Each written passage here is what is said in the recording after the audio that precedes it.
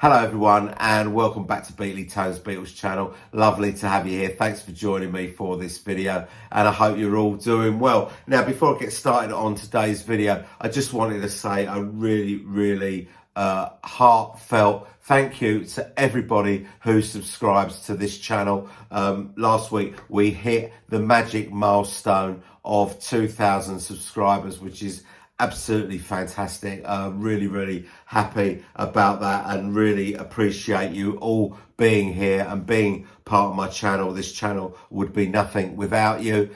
So thank you all so much. Do really appreciate it.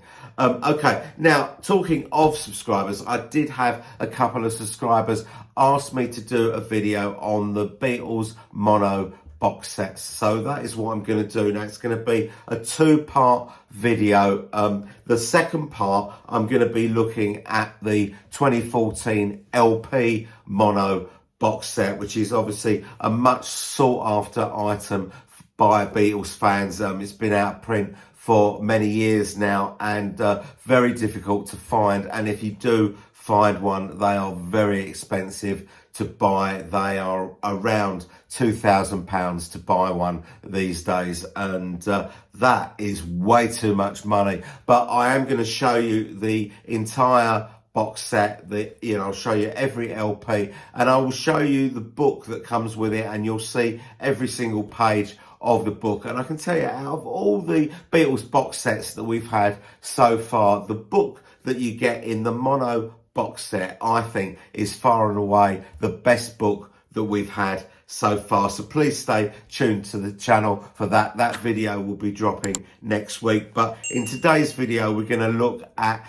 its little baby brother, the Beatles in mono CD box set. Now, unlike the mono LP box set, the CD box set is not out of print. You can go onto Amazon right now and pick up one of these brand new for 273 quid, or if you're looking for a used one, have a look on eBay. You can probably pick them up for about 150 quid. But there are also a lot of fake versions of these that have kind of emanated from the Far East, places like China and Japan. Lots of fake ones, and these, to buy a fake one of these, probably about 20 or 30 quid. So if you are looking for one of these and it's 20 or 30 quid, then you're probably getting yourself a fake one. But the real ones, if you're paying over 100 quid, then you should expect it to be the real McCoy, but just a used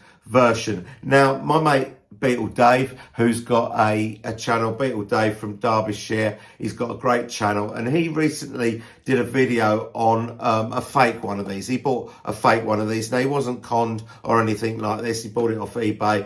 He knew it was a fake one and he paid peanuts for it, and he's very pleased with it. But I just wanted to do a little plug for his channel because he's got a great channel. He's from Derbyshire in the UK. He calls himself your friendly neighbourhood record collector because he is very friendly and he is a record collector. And if you live in the Derbyshire area or in the Midlands in the UK, then he's probably in your neighbourhood as well.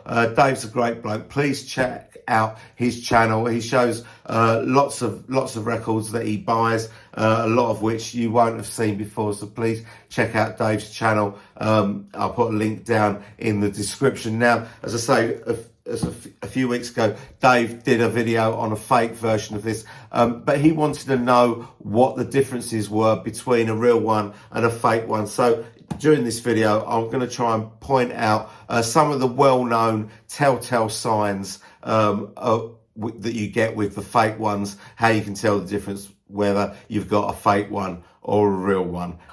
So anyway, let's get on with the video.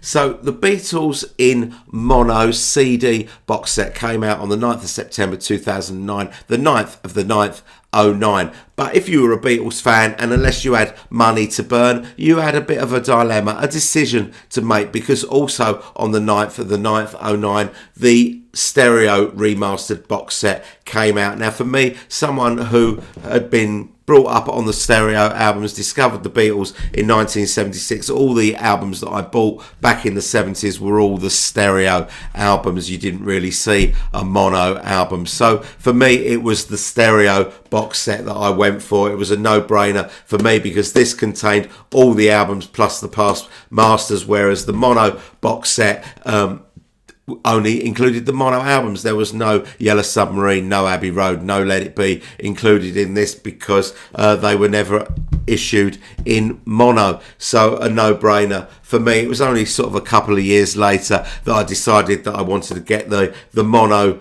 box set and discover all those minuscule little differences between mono and stereo that only us Beatle heads care about. Now, I say minuscule differences, but some of the differences are quite big, and I could probably do a complete video going through all the differences between the stereo and the monos. And I'm not particularly advocating that the mono is better than stereo or stereo is better than mono. In my opinion, some songs work better in stereo and some sound better in mono.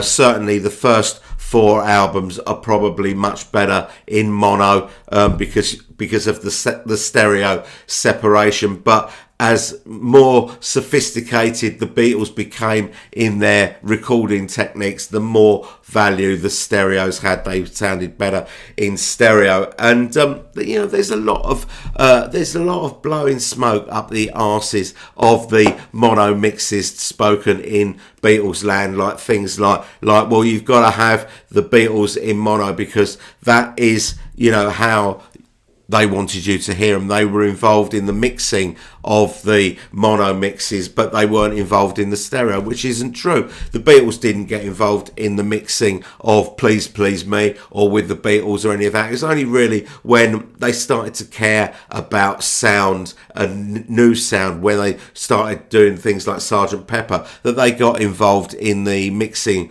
process. Before that, it was always left to George Martin and his team.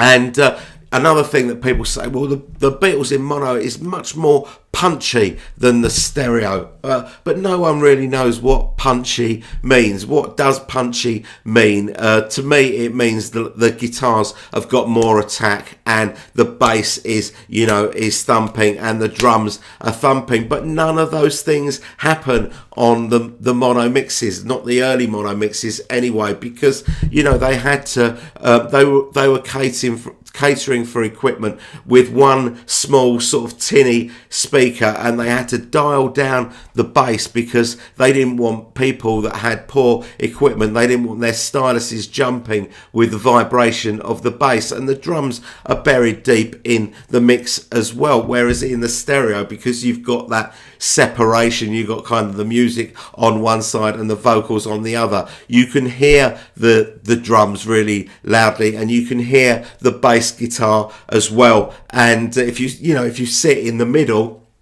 then you get the sort of the perfect stereo mix. But if you're slightly to one side or heavy on one side of the speaker, then it does sound a little bit weird. But we have noticed with the Giles Martin remixes of the stereo, he is starting to eradicate those horrible nuances that the stereos have, and using the monos as a template. But there were definitely lots of mistakes made during the creation of the stereo mixes. This is because they used different takes on the stereo mixes, or they edited takes together, and no one's really come up with a satisfying reason why they did that. It's very, very strange. A perfect example of that is on the song If I Fell. If you listen to the stereo version of that, where Paul sings the word vain, the second time around his voice cracks, whereas if you listen to If I Fell on the mono, he sings it absolutely perfectly. But there were mistakes made on the monos as well. I mean, John Lennon says that if you haven't heard Sgt. Pepper in mono, then you've never heard Sgt. Pepper. But there's that dreadful edit on Sergeant Pepper in mono, the bit where Good Morning segues into the reprise of Sergeant Pepper, where the chickens are not the chickens, not that they're not chickens, the roosters, when the roosters are squawking, and just before the 1 2 3 4, there's a really dreadful edit there that if you listen to that same part on the stereo, it's much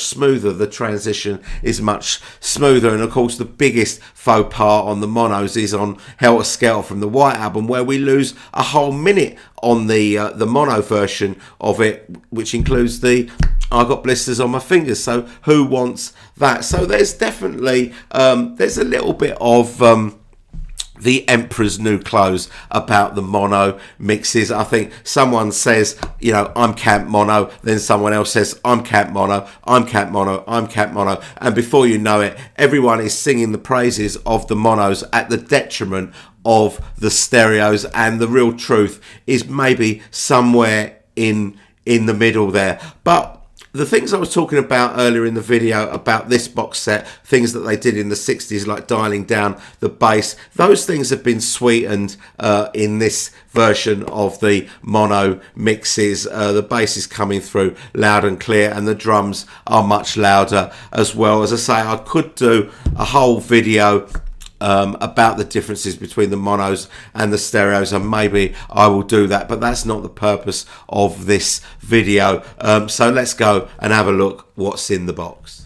So the Beatles in mono box looks like that. Now, one of the things that you might notice if you've got a fake one is that the border around here is not symmetrical. It might be sort of over to one side, and the apple is much darker. I've seen that. I don't actually have a fake one to sort of show you the comparison, so I'm afraid I'm just going to have to describe it to you. And obviously all the the fakes aren't all made by the same bloke or the same company, so not all of the things that I point out about the fakes will apply to all versions of the fakes. Some fakes will be better than others. Now, the side of the box looks like that, and the back looks like that with the split apple. Now it opens up like this, and when you open it up, you should find that the booklet is at the front, and all the discs are in chronological order. Some people that have had fakes have said that the booklet wasn't at the front, and the albums were all out of order. Now, I'm not going to show you too much of the booklet. The booklet is about 40 pages long in the CD box set, but I'm going to show you the whole booklet when I do the LP box set, and everything that is in here is in the LP booklet, so the LP book, so you'll see it in much clearer detail. But I'll just show you a few pages in here. There's sort of essays about the differences and stuff, and there's some of the pictures. As I say, this is a 40-page booklet. In the LP version, it's over 100 pages, the book, so it's much more detailed, and obviously it's much bigger, so therefore it's much nicer to look at. So that's the booklet. Now, the albums, they all come in these like resealable plastic covers. Some of the fake ones have not got the plastic covers with them, and they are what they call digi-sleeves, where they're just replicating the sleeve of the album, so it's exactly the same like that with the fold back. And with the fake ones, you might notice that the colours are not quite right, they're not printed correctly. Now, inside the sleeve you get a little replica inner sleeve like you would have done with the album, and the CDs come in these sort of plastic covers. That's the album. That's the Please Please Me album. Okay, we'll move on to with the Beatles, just like that. Plastic cover. I'm not sure why you need a resealable plastic cover when it's in a box.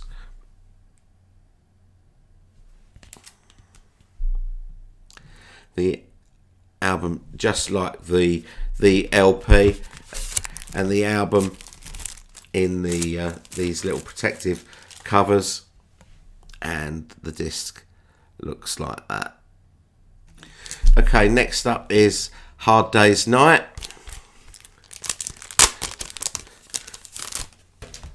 Which looks like that. Lovely laminated front and matte back with the fold backs. Now, what I forgot to show you on the first two was the spine, which is there. Now, one of the other failings of the fake box set is that the spine is not readable, and quite often it bleeds over onto the back of the sleeve. Also, another telltale sign is sometimes the parlophone sign in the on the top of the sleeve is kind of off-centered, or it's not fully on the sleeve. So look out for that. The replica inner sleeve. The bag. I'm not sure why you need a protective bag on a CD. CDs are indestructible, aren't they? Or that's how they were originally sold. That's A Hard Day's Night. And next up is Beatles for Sale, obviously. And this is a good one. I mean, they do really. There's so much work has gone into these to make them, replicate the original albums. This one has got the gatefold, and the CD is in here just like it is on the album. The replica sleeve, inner sleeve, and the Beatles for Sale CD. And then Help. Now, Help is a funny old thing because Help is in fact a double album, which I'll tell you about in a minute. There's the front of it, the laminated side, and the matte side, exactly like the album. Yeah, so it's a double album because there's the inner sleeve, because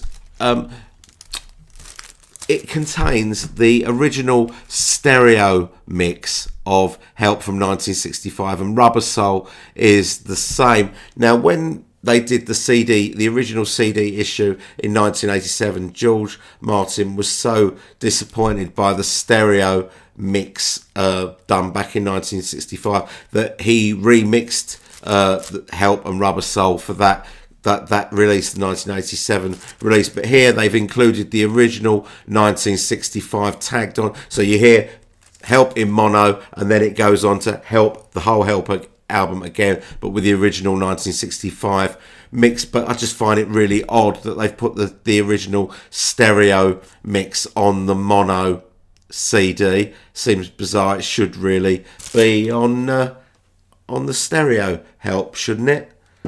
Very bizarre. But anyway, the CD looks like that. And I didn't show you the spine. I'm still not showing you the spine. That's the spine for Help. And there's the spine for Beatles for Sale. Okay, so we're up to Rubber Soul. This is my favourite Beatles sleeve of all time, Rubber Soul. And the back, there's the spine. Hope that focuses okay. And inside the replica inner sleeve. And the disc, so again, this has got the original 1965 mix on it. And I should have mentioned before that some of the fake copies of this box set don't have the 1965 stereo mix on there. So that's Rubber Soul. Next up is Revolver.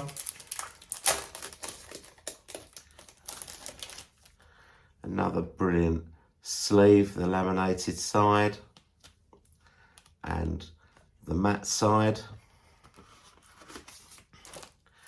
The normal inner sleeve and the revolver disc,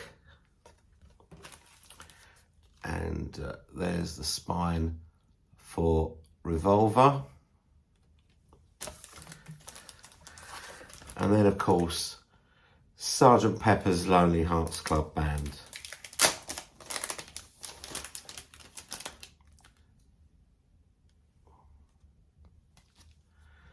The lyrics on the back, as you would expect, and the gatefold with the fold backs on there. Now on the fake ones, they don't have the fold backs on the inside.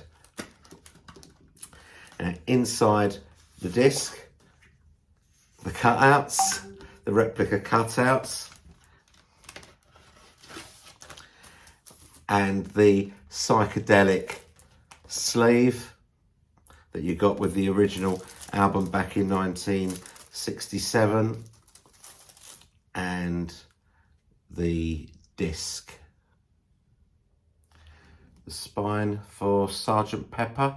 Now, another failing of some of the fake box sets is that Sergeant Pepper Magical Mystery Tour don't have anything on the spine at all, which is very annoying. Roll up for the Magical Mystery Tour. Step right this way. No pushing in, you lot. Magical Mystery Tour is next. Now, Magical Mystery Tour, there are a couple of telltale signs between the real and the fake. Now, you see this white strip here that says includes 24-page full colour picture book. On some fakes, that white strip is missing, although the picture book is included, but it just doesn't have that white strip there. But also, it does have the picture book, but it's not attached like this. So this is like the original album or EP, how the EP was, where the pages are part of the sleeve. On the fake ones, you just get like a loose booklet inside. Now, Magical Mystery Tour has a solid inner sleeve. If you can see that, it's a solid inner sleeve for that, and the disc is the capital rainbow design, as we would expect for authenticity, which is the main backbone of this mono set, and the Magical Mystery Tour spine is like that. Next up, the White Album. Now, this is an awesome album. Now, I don't know if you can see on here, but you've got the Beatles embossed there, no number, but the fake box sets don't have the embossed the Beatles across there. It's just a plain white sleeve. Now, the gatefold has got the fold backs there and the track listing there and the Beatles portraits, as you would expect, and it is a top loader like the original mono White Album was. So let's have a look at what we've got inside here. So we get the black inner sleeve with a cutout there, the sides 1 and 2 on the green apple, the full apple, like that, and we get the poster. Now, I'm not sure I've ever opened this out, but for you, I'm going to open it up. There it is, the full White Album poster in miniature size, and the words on the back, as you would expect. And side 3 and 4 is also a top loader. That is on the split apple for sides 3 and 4, and of course we get the portraits as well. Absolutely fantastic replica of the White Album, superb. Also worth mentioning, the top loader compartments on here are separate. Like there's gluing in between, so they're separate. On the fakes, it's just the whole top of it is just all open. So that's another telltale sign. Now I'll try and show you the spine, but it's probably the hardest of all of them to be able to read. But that is the spine. So last but not least, we've got the Mono Masters CD. Now this is a double CD, and this is a replica of the Past Masters Volume 1 and Volume 2. There's the track listing on the back, and if you pause it to read what is on there, you'll notice that there is 4 tracks on this that aren't on Past Masters Volume 1, Volume 2. Those are the 4 Yellow Submarine songs. It's Only a Northern Song, All Together Now, Hey Bulldog, and It's All Too Much. They're not true mono recordings. They're the stereo mixes folded down, but they're here for the first time.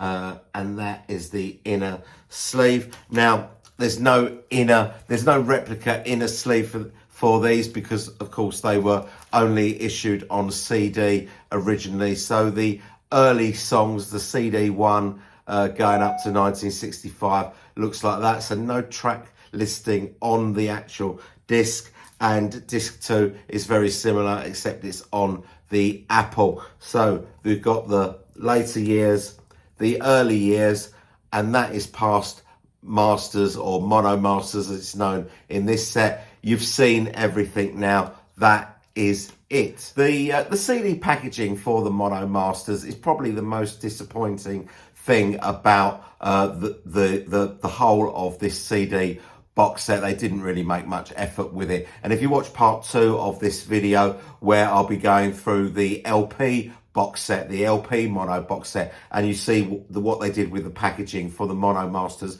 LP, you'll see why I'm disappointed with it. Now, my overall thoughts about the Beatles in mono box set, I think it's a really good box set. It's a really good way to get all the mono mixes on CD. The sound quality, you've got to remember that this is because it's a CD, it is the digital version. It's not the analog version like the LP is. Now, the sound quality on this is really good, but nowhere near as good as the sound quality on the LP version. That is my overall thoughts on it. Now, if you've got this box set, please do tell me what you think about it down in the comments. I'd love to hear from you. Or if now you've seen the box set, you fancy getting it, tell me that as well. As you know, I read all your comments and I will respond to all your comments as well. Now, if you want to do me a massive favour, please give the video a thumbs up and leave me a comment, because both those things help get my videos out there to more people and help me grow the channel. It'd be doing me a big favour if you could do that for me. If you're seeing this channel for the first time and you like what you see, please consider supporting the channel